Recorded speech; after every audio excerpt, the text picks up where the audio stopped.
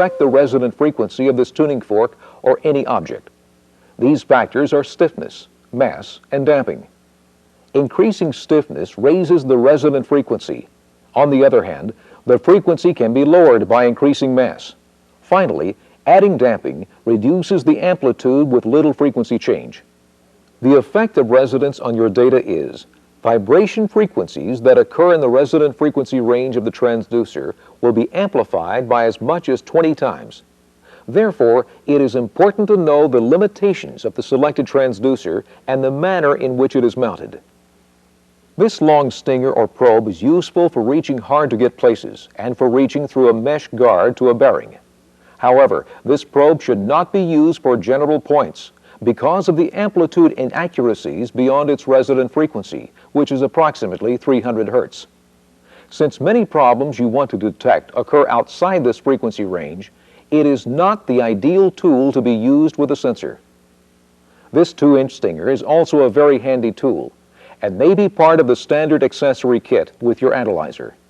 It is handy because it allows places to be reached that could not be accessed with a magnet or other mount.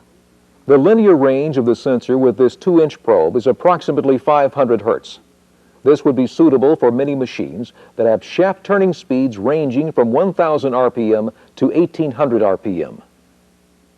This magnet has a powerful grip and 2 bevel bars or poles that will fit well on most flat or rounded surfaces.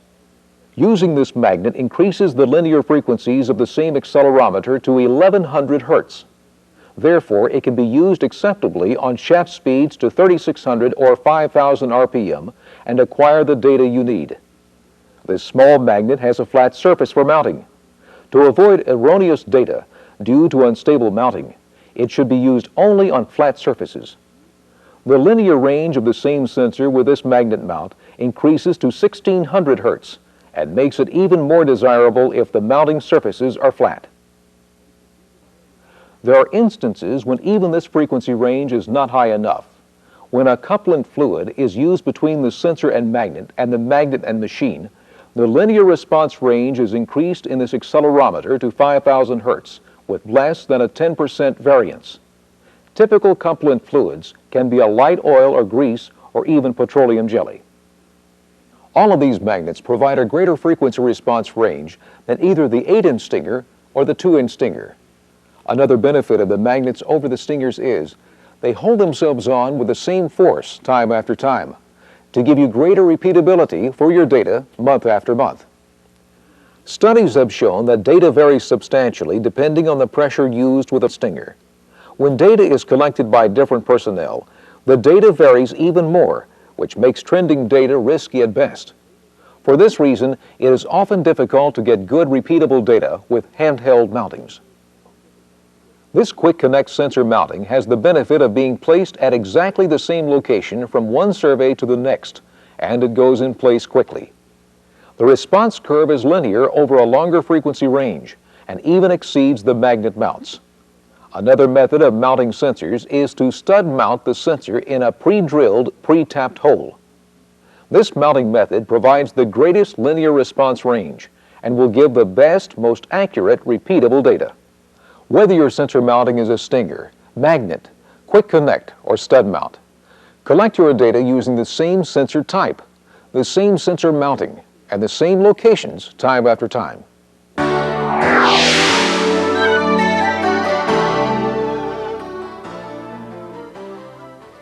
When the locations have been selected for the data collection points, they should be marked to ensure repeatability of data.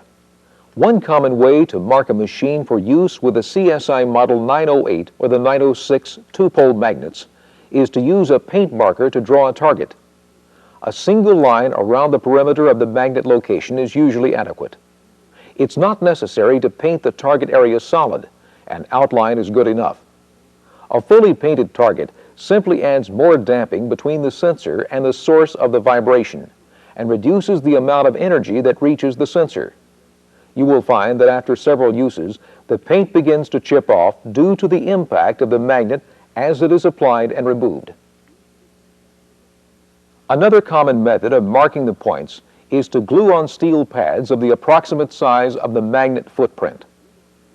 When using the sensor with a smaller round magnet, such as this CSI Model 905A rare earth magnet, other considerations must be made. The contact surface of this magnet is approximately 3/4 inch in diameter and is flat. It should be used on flat surfaces only to avoid rocking motions that will make the data erroneous. To accommodate the flat finish of the magnet, a 3/4 inch diameter disc could be mounted to the machine surface with adhesive. When selecting an adhesive, there are considerations that must be made. The first is durability. It should hold to most surfaces well without losing its grip over time. It should be resistant to oils, temperature changes, and process chemicals. The second consideration is transmissibility. Does the adhesive transmit the energy through it to the sensor, or is some energy absorbed or damped out? Too much damping will cause high frequencies to be unnoticed. Since most severe problems show up in the high frequencies, damped signals could have a detrimental effect on your vibration monitoring program. CSI has done extensive research on adhesives and has included a good adhesive in the CSI Model 912 AccuTrend mounting pad kit. The kit includes 500 discs or mounting pads, adhesive, paint markers, and special accelerometers and magnets. The discs are machined of 410 stainless steel, which has magnetic qualities and are engineered especially for use in industrial vibration monitoring programs. Because the linear frequency response range is greater for quick connect mounting than magnetic mounting, there may be equipment that warrants the extra time to mount these pads and use the quick connect fitting. The pad can be stud mounted using a 1/4 inch by 28 threaded stud, or it can be glued in place. After the quick connect pads are installed, the data collection is simple and produces a good high-frequency response range suitable for capturing gear mesh and other high frequencies within the transducer frequency range. A common method for marking machinery when a stinger is to be used is to paint a 0 at the measurement point location. By leaving the center of the circle open, there will not be a signal loss due to the damping effects of another layer of paint.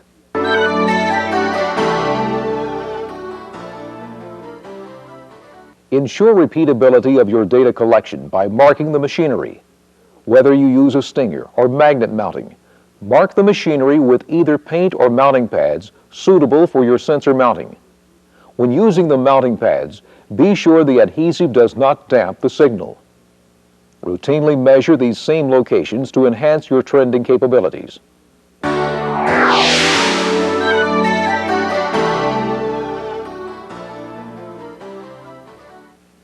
With the predefined routes of machines and measurement loaded in the analyzer and the machines marked, data collection will progress quickly.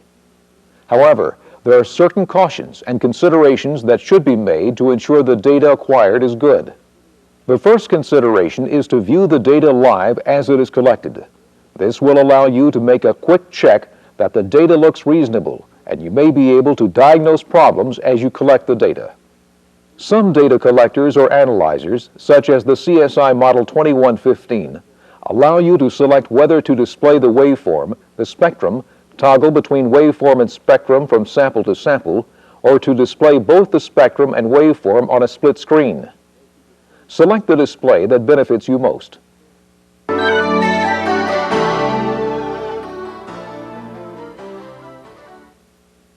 next consideration is the settling time of a sensor.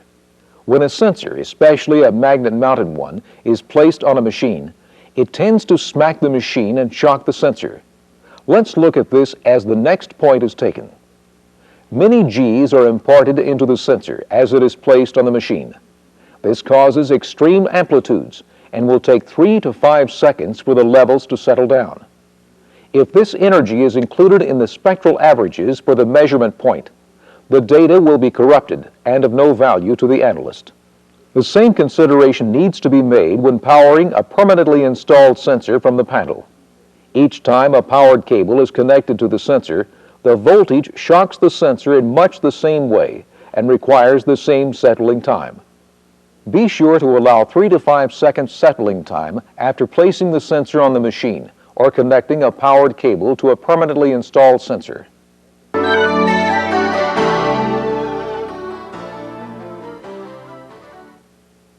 Another common data corrupter is the effects of triboelectric noise. All this means is slight movements of the cable during data collection produce changes in the way signals travel through the cable, and these changes are magnified by the signal processing. Let's look at the effect of cable movement during data collection. Notice the sudden rise in energy at the low-frequency end of the spectrum.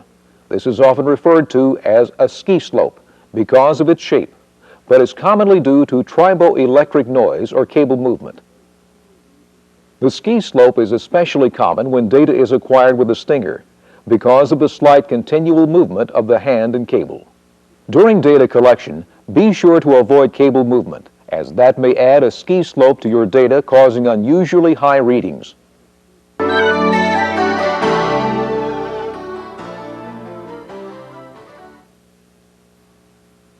Loose connections between the analyzer and the sensor will cause either erroneous data or no data to be collected. Bad data is recognizable at least 3 different ways. The simplest is to pay attention to the displayed message after each point has been collected. If the message is bad reading, then stop to determine where the problem may be. The bad reading message is triggered by the value specified for the valid range of the sensor. The validity limits for the sensor are set in the measurement point definition. The limits can be set for the upper and lower limits. Remember that these limits are the output units of the transducer, such as displacement, velocity, and acceleration. It is best to set the lower limit above the value recorded by the analyzer when no cable is attached, but below any levels expected for the measurement point. Usually 0.003 for velocity measurements is appropriate. Make the second check when a measurement point is complete. Look at the status and compare the overall value to the previous reading. The overall value for the previous reading is also displayed on the screen. If there is much disparity between the 2 overall values and you are confident no work has been done on the machine, then make the third check by viewing the spectral and waveform data, again looking for disparities. If any hardware connections are loose or the cable is bad, the signal may be intermittent, causing discontinuities in the waveform data. This waveform is typical of data that has gaps or discontinuities due to an intermittent signal. To increase the effectiveness of your data collection, follow these helpful hints. First, view the data in live display as it is collected. Secondly, be sure to allow settling time for the sensor after placing it on the measurement point. Third, avoid triboelectric noise by keeping the cable still. This will help avoid the ski slope on data due to cable movement. Last, check for loose connections or bad cabling by comparing the present reading with the previous one, checking for the bad reading message, and checking discontinuities in the waveform.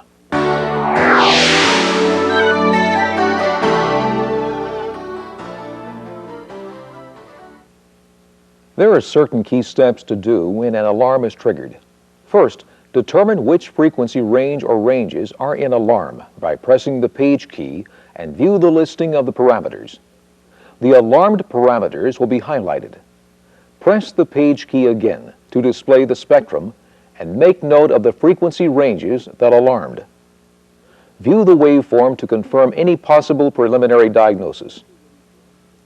Next, acquire another spectrum with higher resolution and perhaps focusing on the frequency ranges that alarmed. This high resolution will help pinpoint the source of the problems by separating combined peaks into discrete frequencies. After viewing this new data, be sure to store it so it will not be erased when the next measurement is made. This new data may be the key to a correct diagnosis. It may be helpful to set the analyzer in the monitor mode to continuously update the display and check other places on the machine to compare and narrow the problem to a specific area. Use this monitoring mode to measure places on the machine that are not routine point locations. If a problem area is detected, acquire a spectrum and store it, making note of any location or peculiarities. The third step is to visually inspect the machine, checking for obvious problems such as leaking lubricants, leaking seals, broken or loose mounting bolts, shims slipped out from the feet, and broken or loose components.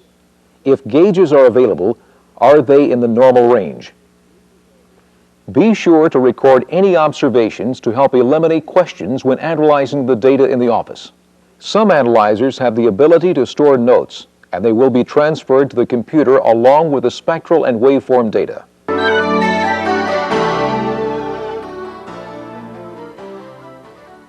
To summarize, when an alarm is triggered, verify that the data looks accurate and acquire a high-resolution spectrum to store with the point. The monitor mode is useful to check other parts of the machine. Be sure to visually inspect the machine for obvious or potential problems and record notes of findings or preliminary diagnosis.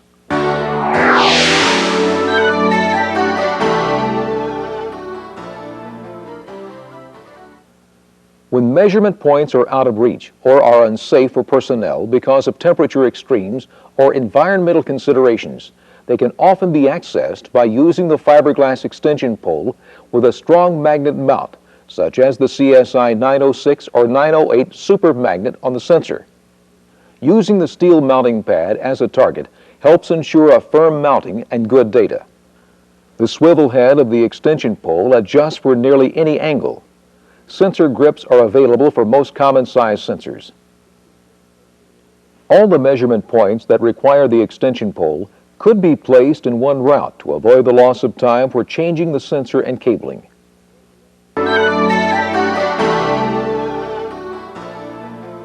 In the nuclear industry, measurements can be made on radioactive machines and minimize your exposure to radiation by using the extension pole. The ALARA considerations of keeping your radiation exposure as low as reasonably achievable are enhanced because the exposure is reduced exponentially by increasing the distance. Tripling the distance cubes the reduction to radiation exposure.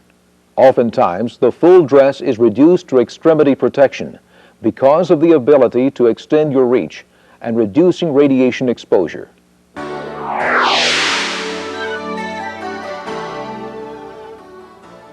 As we have seen, there is much more to data collection than just placing a sensor on a machine and expecting a complete and comprehensive diagnosis. To acquire the best data for the most complete diagnosis, we need to know the limitations of the sensor, determine the measurement locations that provide the best path of transmission, and mark the machinery to ensure repeatability. During data collection, allow for settling time and avoid cable movement. When an alarm is triggered, collect high-resolution data and take notes of any observances. Never leave in the field what you may need in the office. Thank you for selecting CSI for your technology and product-specific training needs. We look forward to assisting you in your future endeavors.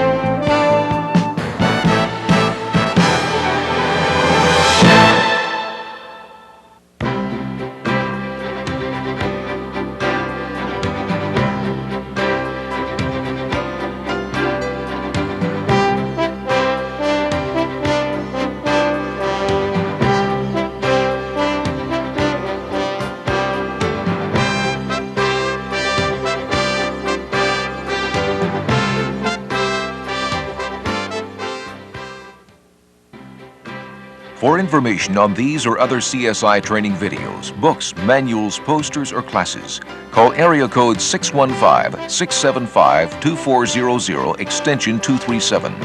CSI Training offers state-of-the-art benchmark training for 28 different courses more than 200 times a year in Knoxville, Houston, regionally and internationally.